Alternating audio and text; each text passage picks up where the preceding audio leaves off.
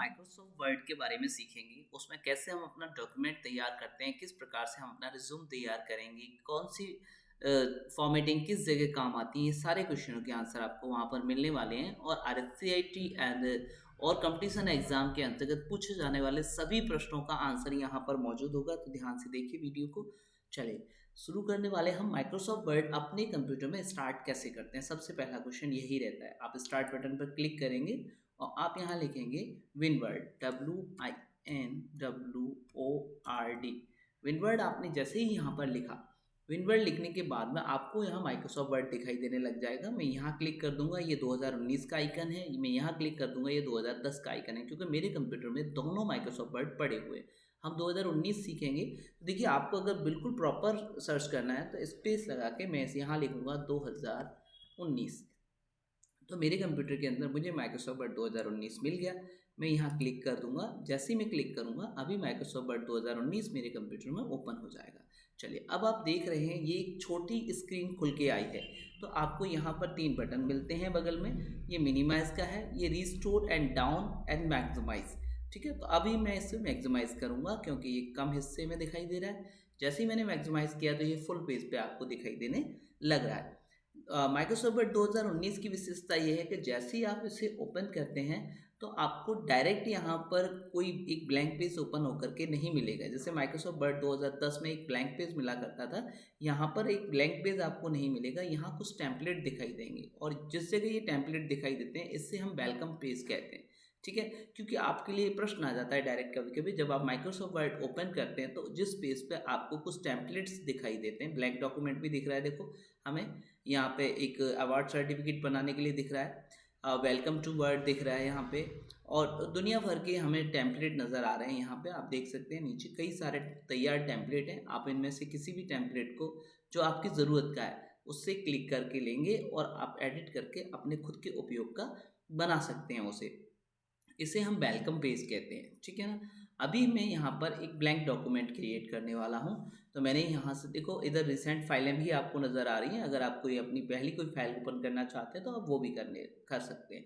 मैं यहाँ पर ब्लैंक पेज पे क्लिक करूँगा, तो जैसे ही मैंने ब्लैंक पे क्लिक किया तो ये मेरे सामने एक पेज खुल करके तैयार हो गया।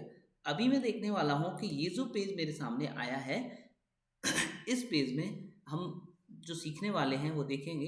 ये ऊपर हमको दिखाई दे रही है जो ब्लू पट्टी, इसको हम टाइटल बार कहते हैं, जहां आपके सामने डॉक्यूमेंट 1 लिखा हुआ है।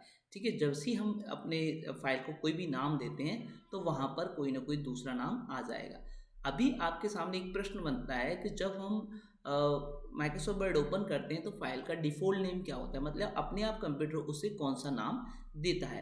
तो आप वहाँ आंसर देंगे डॉक्यूमेंट। कई बार पूछा गया प्रश्न है, बहुत सारे कॉम्पिटिशन एग्जाम में और आरएससीआईटी में तो अमूमन पूछ ही लिया जाता है कि माइक्रोसॉफ्ट वर्ड में फाइल का डिफ़ॉल्ट नेम क्या होता है, तो डॉक्यूमेंट होता है।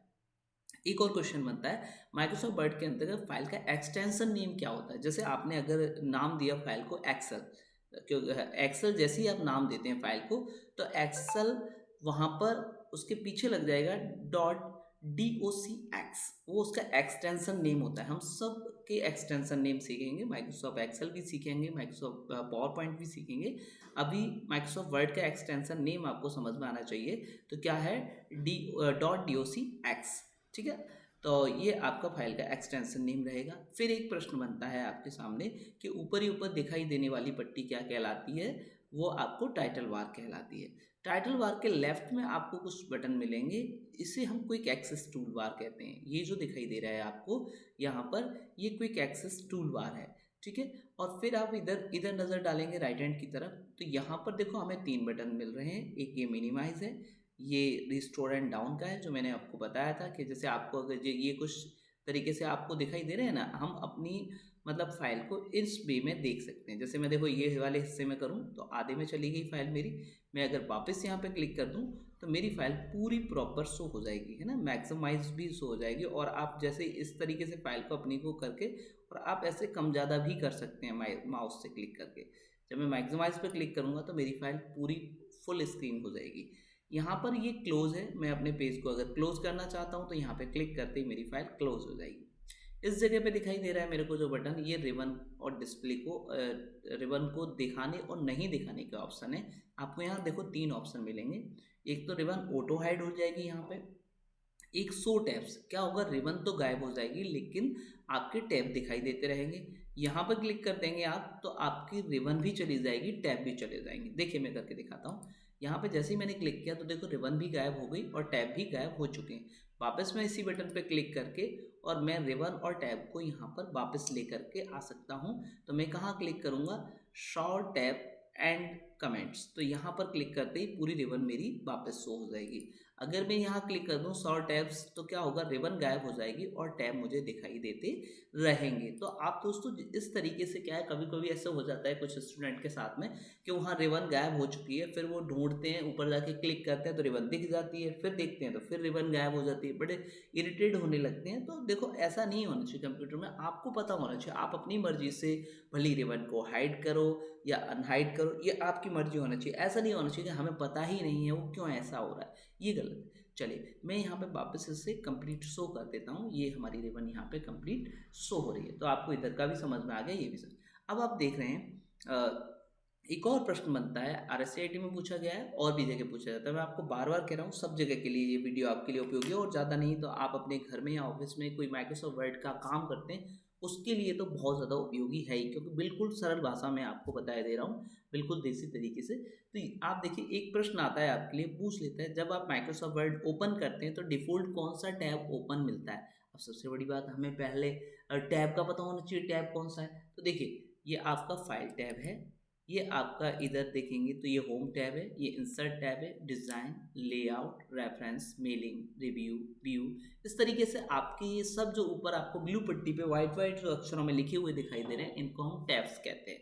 ठीक है, ये टैब हैं और हम जैसे ही माइक्रोसॉफ्ट वर्ड ओपन करते हैं तो हमें डिफ़ॉल्ट होम टैब ओपन मिलता है। ठीक है, और इन सब के मतलब होम टैब या किसी भी टैब की हम बात करें जिस पे क्लिक करेंगे उसके जो ऑप्शन जहाँ शो करते हैं उस पट्टी वाइट पट्टी को हम रिबन कहते हैं। जो आपकी जो टाइटल बार है, टाइटल बार के नीचे आपको टैब मिलेंगे, टाइटल बार के नीचे के भाग में टैब, और टैब के नीचे क्या दिखाई देती है आपको, रिबन दिखाई देती है जिसमें आपके टैब के ऑप्शन शो करते हैं। ध्यान रहना चाहिए आपको। यहाँ पर हमें दिखाई दे रहे हैं होम के क्लिपबोर्ड ग्रुप, क्लिपबोर्ड मतलब ये ग्रुप में बांटे गए हैं options, clipboard group, fold group, paragraph group, style group, editing group. ठीक है, ये आपके यहाँ पर ग्रुप हैं। चलिए अब हम देखने वाले हैं इससे नीचे और क्या एक इंटरफेस है। आप यहाँ पर देखने वाले हैं जो आपको ये आपकी जो टास्क बार है, कभी कभी प्रश्न आ जाता है कि कंप्यूटर में टास्क बार कहाँ होती है, तो ये माइक्रोसॉफ्ट वर्ड का हिस्सा नहीं है टास्क बार, ये तो आपके कंप्यूटर में दिखाई ही देगी आपको। तो ये जो नीचे आपको एक पट्टी दिखाई दे रही है इसको हम टास्क बार कहते हैं। ठीक है, टास्क किसी भी फाइल को खोलने पर टास्क बार के ऊपर अगर आपको ये एक पट्टी दिखाई देती है इसको हम कहते हैं स्टेटस बार। क्या कहते हैं, स्टेटस बार। टास्क बार के बारे में भी क्वेश्चन बन जाता है कि टास्क बार का मूल स्थान कहाँ होता है, तो टास्क बार का मूल स्थान कंप्यूटर के बॉटम में होता है। देखिए होने को तो आप यहाँ भी टास्क बार लगा सकते हैं, लेफ्ट में, टॉप में भी लगा सकते हैं, राइट में भी लगा सकते हैं, लेकिन अगर प्रश्न आता है तो टास्क बार का मूल स्थान कहाँ पे होता है, टास्क बार का मूल स्थान बॉटम में होता है। टास्क बार के जस्ट ऊपर किसी भी फाइल की एक पट्टी हमको दिखाई देती है उसको हम कहते हैं क्या, स्टेटस बार। मतलब आपकी फाइल में कितने पेज हैं, तो देखो 1 पेज है हमारी फाइल में और 1 ही क्या है यहाँ पर, 1 ही पेज पर हम हैं, एक पेज है और पहले पेज पर ही हम हैं, 0 वर्ड है, इंग्लिश लैंग्वेज में हम काम कर रहे हैं। यहाँ पर हमको प्रिंट लेआउट में दिखाई दे रहा है, आप चाहें तो इसे वेब लेआउट में चेंज कर सकते हैं, आप चाहे इसे फुल स्क्रीन में रीड मोड में कर सकते हैं। और जूम कितना, 160% हमने इसको जूम कर रखा है। तो जूम से भी एक प्रश्न बनता है कि माइक्रोसॉफ्ट वर्ड के अंदर हम मिनिमम कितना जूम और कितना जूम आउट कर सकते हैं। तो देखिए फाइल को छोटे करना ये आपका जूम आउट कहलाएगा, ये होता है 10%।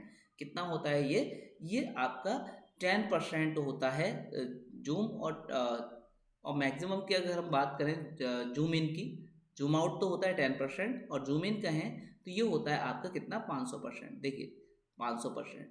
तो ये आपको कभी पूछ लिया जाता है कि माइक्रोसॉफ्ट वर्ड के अंदर कितने परसेंट तक हम जूम इन कर सकते हैं, कितने परसेंट जूम आउट कर सकते हैं। तो जूम आउट कितना कर सकते हैं, 10%, और जूम इन कितना कर सकते हैं, 500%। फाइल को बड़ी करना जूम इन कहलाता है, फाइल को छोटी करना जूम आउट कहलाता है। ठीक है, चलिए ये आपकी सारी बातें इधर हुई, स्टेटस बार के बारे में भी जाना। जैसे ही देखो मैं यहाँ पे एक शब्द लिख देता हूँ, अब मैंने यहाँ एक्सेल लिखा तो तुम देख रहे हैं मुझे दिखा रहा है ये, मैं एक पेज है मेरी फाइल में, मैं पहले पेज पर हूँ और एक वर्ड लिखा हुआ है केवल। कितने वर्ड लिखे हुए हैं? केवल एक वर्ड लिखा हुआ है हमारी फाइल के अंतर्गत। तो इस तरीके से आपको यहाँ दिखाता है। अब देखिए, मैं व्यू में जा करके यहाँ पर एक बार रूलर शो कर देता हूँ। तो ये देखिए आपकी फाइल में रूलर भी शो कर सकते हैं, जो आपको लेफ्ट या राइट में, लेफ्ट में रूलर शो करेगा जो इस पेज की हाइट को प्रदर्शित कर रहा है कि हम कौन सी जगह से लिखना स्टार्ट कर रहे हैं, और यहाँ पर ये दिखा रहा है कि हम लेफ्ट और राइट में कितना मार्जिन छोड़ के चल रहे हैं। तो ये हमें इस बात को, ये जो रूलर है, ये स्केल है, ये इस बात को हमें बता रहा है। ठीक है ना दोस्तों? चलिए अब हम सीखने वाले हैं माइक्रोसॉफ्ट वर्ड के अंदर होम टैब, इंसर्ट टैब, इन सब के ऑप्शनों को सीखेंगे, जिसके लिए नेक्स्ट वीडियो पे आपको चलना पड़ेगा। मिलते हैं नेक्स्ट वीडियो के अंतर्गत। आज के लिए इतना ही। आज सिर्फ इसकी जानकारी हुई है डॉक्यूमेंट में कैसे हम इन सब ऑप्शनों का उपयोग करेंगे, जरूर सीखेंगे। मिलते हैं नेक्स्ट वीडियो में, जब तक के लिए जय हिंद, जय भारत।